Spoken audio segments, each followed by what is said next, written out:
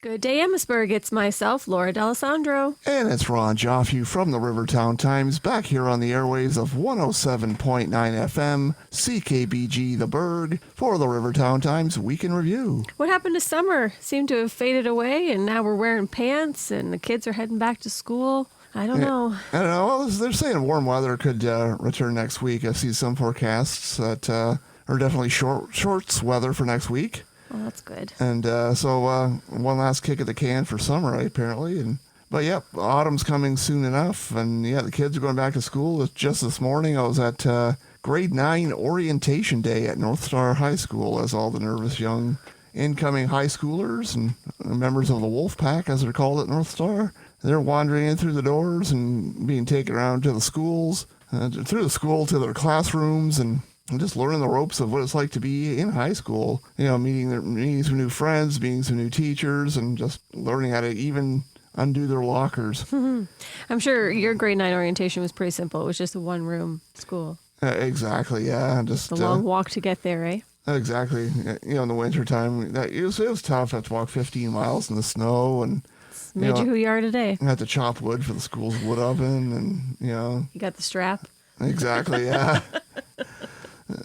So times sure have advanced as we've gone through all these many years, but yep, all the young grade 9s are getting used to their new surroundings. Well, and this will be the first graduating class that's gone to North Star all the way through, right? I believe so, yeah. Because my son Luke is in grade 10, but this will be the first grade that's gone all the way through, so that's exciting for them. Turning our attention to the paper, Art by the River, the 58th annual Art by the River was held this past weekend at Fort Malden National Historic Site. My husband and I went out on Saturday, and it was busy. It was. We got the totals right before we went to press. They got about between 95 and 10,000 people. Wow. To go through the gates of Fort Malden National Historic Site of Canada. And the Fort and the Gibson Gallery have been partners for many years on this initiative, like 58 years to be exact, of course. And it went from like leaning paintings up against fences and just kind of looking at art that way to having paintings, drawings, sculptures, crafts, food, just musicians, all kinds of stuff. If you're into the arts, that was your thing on this past Saturday and Sunday. The authors there, you had all kinds of just various different things. I know I bought a T-shirt there. Bless you, boys, for remember the 1984 World Series champion Detroit Tigers. It'll harken back memories of that. And that was the year I was born. Yeah.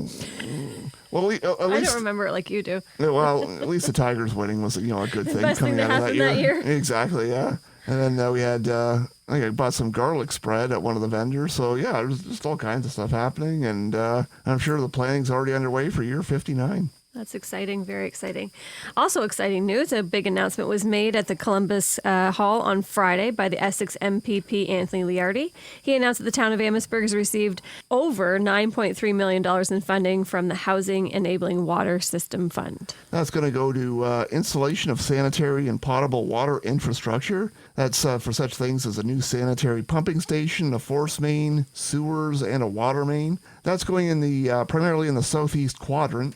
And for those wondering, okay, what exactly is the Southeast Quadrant? That's kind of in the area of Low Side Road, Friar Street, Meloche Road, kind of in that general area. There's open lands in and around there that have been earmarked for development under the town's official plan. I guess it's been like 25 years it's been designated as residential, and now some funding has come through to help developers build in that area. The funding of $9.3 million, or $9,306,990 to be precise, that's going to go towards 1,101 new homes in that area of Amherstburg. And so it was an exciting day last Friday at the KFC Hall, or the Columbus Community Hall, pardon me. And I know Anthony's got another big announcement coming up on later this afternoon in Kingsville. So it looks like big announcements around the region for our MPP. And again, the Amherstburg announcement was just over $9.3 million in water infrastructure. We had Anthony was there, Mayor Michael Prue was there, a lot of members of council were there, and administration, and members of the public were even invited to enjoy. So And we got full coverage on that on page 1 of this week's issue of the Rivertown Times. We have that and Art by the River, and make sure you pick up your copy today. I think that's amazing that we get that much funding and it's going to bring that many houses. But isn't it crazy to think that over $9.3 million only gets you 1,100 homes? Yeah, apparently. That's a lot of money. Apparently, talking to the mayor, there's like room for 4,000 homes back in that quadrant. But it's by St. John the Baptist School. In and around there, yeah, that area and along Low Side Road, that sort of thing. And so we're getting 1,100 homes. Apparently, they're going to, from what I gather, it sounds like it could be of all types: single-family homes, semi-detached, multi-residential. So I think we need like $30 more million to complete all the homes that would be able to fit there. That's a lot of money. Exactly. Yes, a lot of money, and a lot of people could be coming to town. That's exciting. Sunday was the ribbon cutting for the new school at the former home of the Western Secondary School, and the opening brought out several members of the community and 3 local mayors. Yeah, it was for Al Newer Private School and the Windsor Islamic High School are both going to be occupying the building.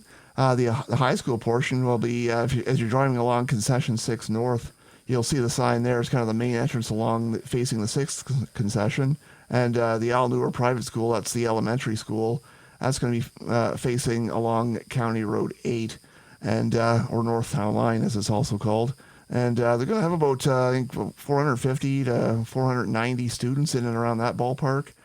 They only took possession about 4 weeks ago from the Greater Essex County District School Board. And, of course, that they were the ones who operated Western Secondary School. But now it's the 2 schools, the Windsor Islamic High School and Al Newer Private School.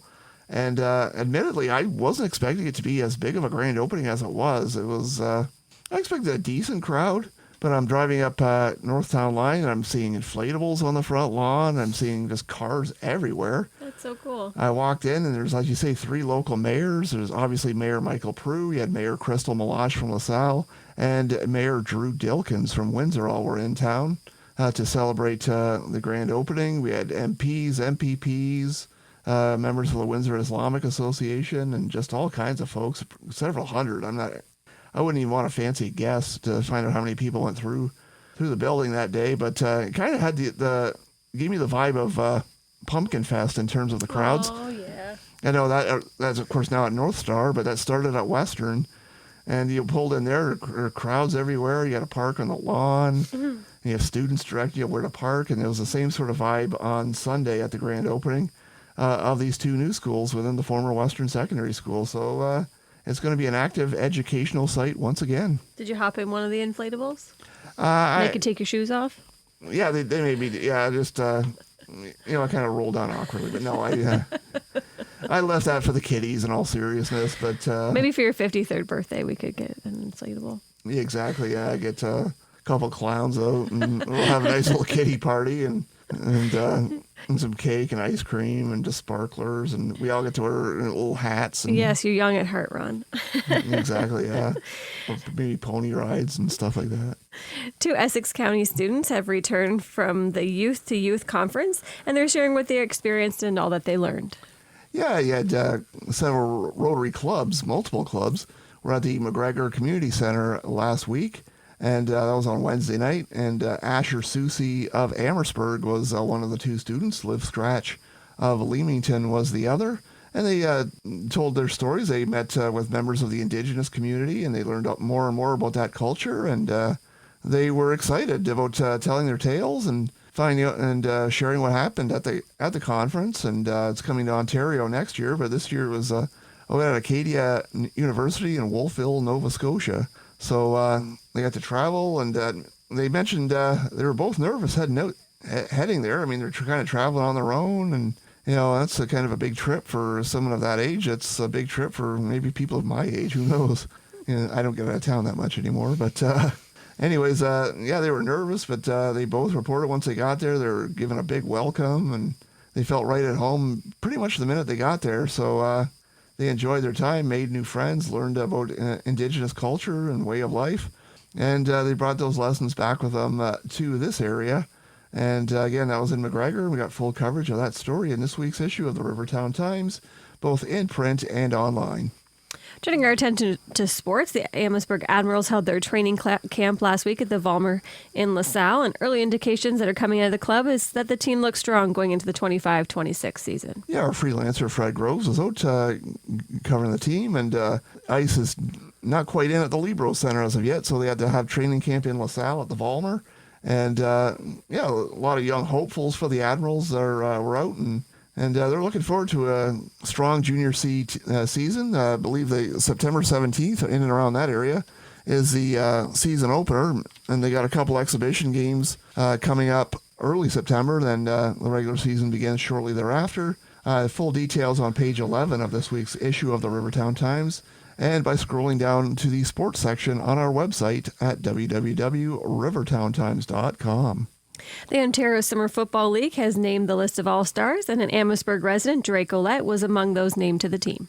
Yeah, he's a first-year football player. He played Windsor minor football, and he was with the Essex Ravens. And he was recognized for his efforts with an All-Star selection. He mentioned he was quite surprised to get it. His first year playing football, he gave credit to his parents, Adam and Amy. They kind of kept him in the sport and kind of kept him dedicated and encouraged him, and made sure he was stayed on the field, and that he wanted to be there. They just kind of gave him some encouragement, and that paid off because he's really grown to love the sport, and he didn't think he was being watched. He didn't think he was being scouted, and sure enough, he made first-team All-Star for the Bantam AAA division. And again, that's another story on page 11 of this week's issue of the Rivertown Times. That's in print, online, and the papers are going around the community as we speak. And Drake's going to be with Villanova. He's entering grade 9, so good luck to him taking the field for the Wildcats. I got to watch Drake play quite a bit, and he's a talented football player and a great kid, even off the field. Yeah, nice young man. He very is. He was I found him very confident in the interview. He did a great job, and I think he's got a bright future. We'll have to keep an eye on him. All right, looking towards the weekend. It's the final weekend of open air for the year, and it's the Rest and Relax. Is that what Rest and Relax weekend? Rest and Relax, or Rest and Relaxation. So that's the theme. The R&R weekend. Pretty much, yeah. It's going to be in downtown Amherstburg. We had Latin Fest this past weekend, so we got some photos on page 2. You got some great pictures from that. Yeah, it turned out well. I was actually quite pleased. Sometimes night shots are not that easy, so it was perfect. Yeah, it turned out well, and they're on the web and in the page 2 of this week's RTT, so make sure you check it out. And as Laura said, the final weekend of open air is this coming weekend, Labor Day weekend, with the Rest and Relaxation weekend. And we got to check out the town's tourism website for the full schedule. That's visitamherstburg.ca. And I'm sure we'll be down there checking it out, and if I'm not resting and relaxing too much. This Monday, September the 1st, is going to be the Marty Marathon put on by CKBG, and that's from 10 to 6. Details on page 3 of this week's RTT. And yeah, absolutely. I talked to Marty on many occasions. He's a great guy, very easy to talk to. And again, he's definitely missed, but it's great that the memory's living on right here on 107.9 FM. And Music on the Back Porch is returning Friday, September the 5th, and a little change to the time. It's going to be from 5:30 to 7:30 because, unfortunately, the days are getting shorter and we're running out of sunshine. The 3rd annual Fire in the Hole Cornhole Tournament put on by the Amherstburg Fire Department is coming back, and that's going to be September 27th at the McGregor Columbian Club. Yeah, that's coming up fast. You did a story on that. Yeah, we have a story on this week's issue of the RTT, complete with QR code if you're looking to sign up a team to participate in the tournament. I know the Amherstburg Fire Association has raised $25,000 for various charities in nonprofit causes, and victims of tragedy and that sort of thing from calls they go to. So they've spread around, I get about $25,000 over the past 2 years, and looking to raise some more and help some more people. So full details in this week's issue of the RTT. All right. Well, this is a wrap for the month of August. I don't know where this has come to go. I just want to wish all the kids returning back to school, all the students next week, I'm wishing you all well. Take a minute. There will be kids, waiting for the bus and getting off the bus at the beginning and the end of the day. So maybe allow yourself some extra time in the morning and time getting home at night because the kids will be out. I did say to my 15-year-old son, Luca, it's amazing that you went 2 whole months of the summer without a stomach ache. But I fashioned a guess by the 4th of September, he'll have a stomach ache. Yeah, he survived the summer miraculously. I know, just cured everything that ailed him there. It's crazy. Exactly, yeah. It's amazing what sleeping in, swimming in the pool. Yeah, no real schedule or responsibilities will do for a man. Working on a summer job, making some coins. So. Yeah, right? But yeah, once back in the classroom, who knows what these mysterious ailments will crop up. The North Star flu, is that what it is? Maybe, yeah. Wolfpack-itis. All right, so everybody, good luck next week heading back to school. Just a heads up, we will be closed on Monday. It is Labor Day, so the deadline to get any ads or things in for the paper is tomorrow, Thursday, the 28th by 4 p.m., because we will be closed on Monday for the holiday. Absolutely, and lots more. We just touched on some of the stuff in this week's RTT, so make sure you check it out. Our drivers, Louise and Ashley, are going around the community, stocking up stores, stocking up newspaper boxes. We are found not just in Amherstburg. We have stops in Harrow, LaSalle, and Essex. So make sure you pick up your copy of the free Rivertown Times. And if you can't get out or you just want to look at it online, of course, it's www.rivertowntimes.com. All right, Amherstburg, have a great day. Have a great day, have a great week, and see you back here on the airwaves of CKBG 107.9 The Bird next Wednesday at 12 noon and the replay at 4:30 p.m.